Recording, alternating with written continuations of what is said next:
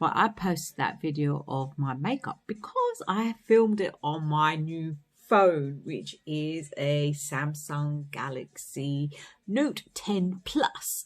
So it's one of the top of the range ones, an upgrade for my previous phone, which is my S7 Edge, which I filmed on and I edited all my videos off. It's my baby, so I've kept it as a spare. I still use it for my music, but this is the phone that I'm going to be using from now on.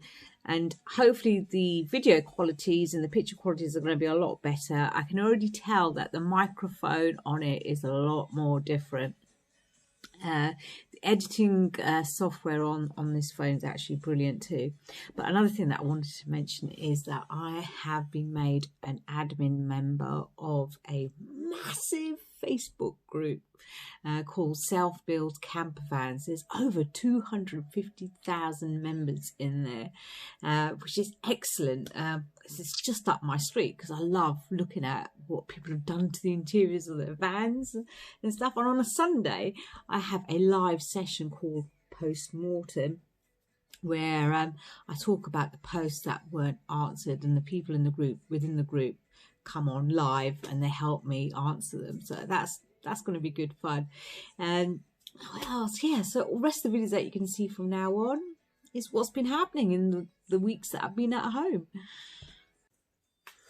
So I'm back home and I'm testing out my new camera, my video, and I've got the live focus blur on, so everything around me is blurred up, and you'll see. I'm just going to sort out my fridge because the alarm's going off. It's gone back to 0. But can you tell me, is the quality of this camera a lot better than my previous one? I think it well could be.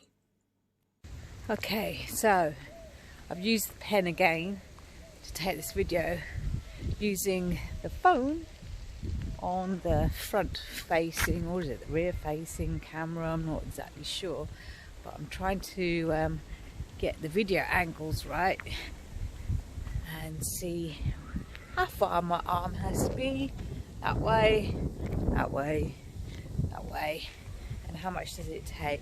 And I can control this all through my pen, which I have.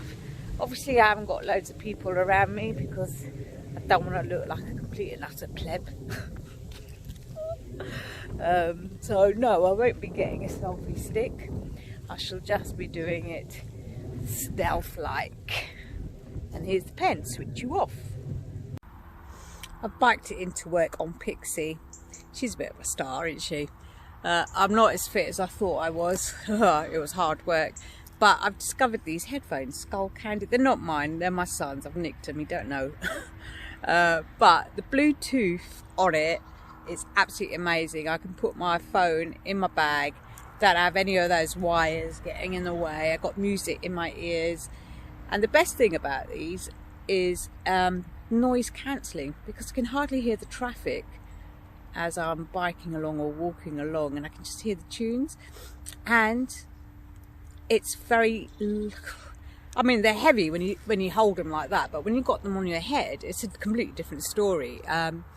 You don't get that hot ear burn. They feel quite light, and the sound quality is brilliant. And if I charge it up once in a week, it will last me 1 hour a day for a whole week. So they're brilliant for that. You don't have to keep remember to charge them up every day. Absolutely love them, and I'm not going to tell them that I've been using them because I'm not going to be able to afford them. Right, off to the mechanics with Flair. Pretty excited. I've got the dual Weber in there and a few odds and ends to see what can be put in, what not, and I'm debating whether to get the dual choke put in, because somebody was telling me from 28 miles per gallon, which she does at the moment, it will drop down to 18, which is a bit of a worry. Maybe that's only because when I put my foot on the accelerator, the other chamber will open up, so obviously it will consume more fuel. I'm debating whether I should get it done just for the sake of going up a hill a lot faster, because she's fine on a straight run. You know, I can get 60, 70 miles per gallon out of her that way.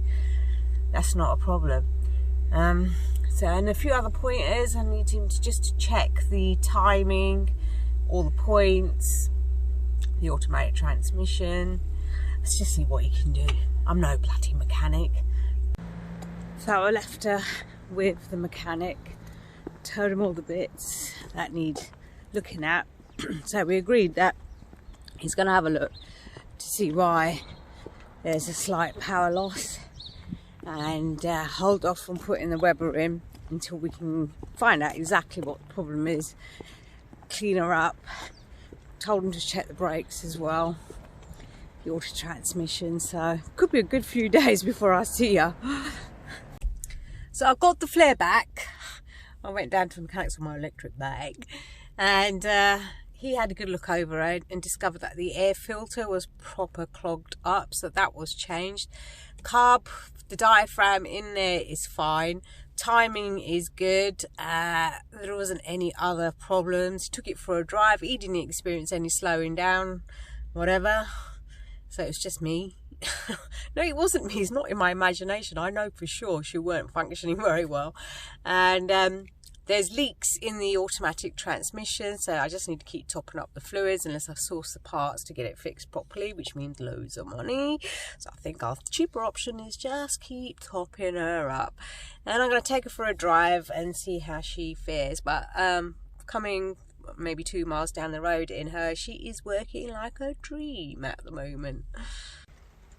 So I've driven her probably about 8 miles. She's running so brilliantly. So was it the air filter that was causing the problem, or the lack of transmission fluid? Because when she was warmed up after a while, she ran fine. So maybe it all needed to heat up and lubricate all the joints before it worked well. Because now she is zooming about. I can't believe a simple change of an air filter can make such a difference to a running of a vehicle. Flair is just purring along. I can just feel the difference instantly, as if like the fuel's getting combusted a lot better. It's really strange. But yeah, I'm really happy that was a cheap repair. I'm tidying up Flair, and I've just cleaned her steering wheel, and look at that. That's disgusting, isn't it? I don't know how many wet wipes I've used, but I've gradually got it down to a fairly clean one. And this is after a trip and being down at the mechanics as well. All the grease and dirt. So clean your steering wheels, man. So my friend has nipped out to the shops. I mean, I could have sat around in the house and made myself more comfortable, but why? I've got my camper van. I can come out here. I've got my son's bike out, so we're going to go for a little exploration around the area.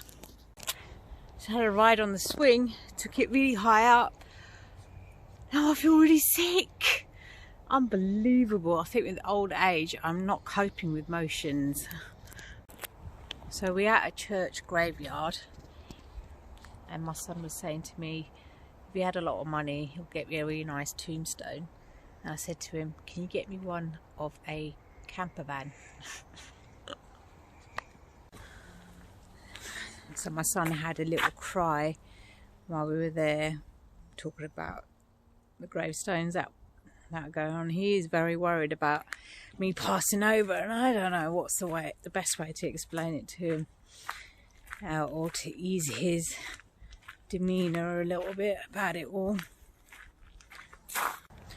Well, I'm just checking out the stabilisation of this new camera as I'm walking along. Now when I'm talking to you, I can still see it's jumping up a lot more than what my other one did. I'm not sure why that's happening, even when I've got the stabilisation feature on. It's... okay, run. Run in. Stop. Running. Oh, I don't know. Don't know how this is going to work out.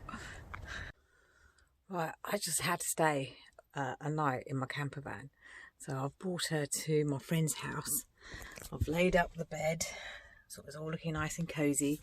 But this is how desperate I am to get out in the camper van. Is I'm parked up on a road, so that means I can have a late night with my friends. But I wanted to show you something that I think is a must in any camper van. Is that on a cold night when you're lying in bed, you don't particularly want to get out to switch the lights off. So I bought some battery powered remote control fairy lights. So I've stitched these fairy lights, I don't know if you can see them, up there. And then I just got to press the remote control and they will go off from when I'm lying in bed. And even those ones over there, press those and those. Look, I've got my main lights on at the moment. But that's the beauty of having these. I'm just getting lazy in my time. But it makes sense, doesn't it? You don't want to be all cozy and warm in bed and having to get up to shut the lights off. So, a must. So I'm in the van with my son. It's probably about 12 o'clock or something like that. I'm checking out, because I'm using my new camera, it's meant to be even better at nighttime vision, but it's not, so I'm going to put the big light on. Ta-da! I'm here! And it's so good, isn't it? I can just stay the night in my van and it's raining outside and the pitter-patter. I can't just, I find it so exciting. I don't think my son's that excited about being in Flair, but I definitely am. So I'm waking up, making bacon muffins.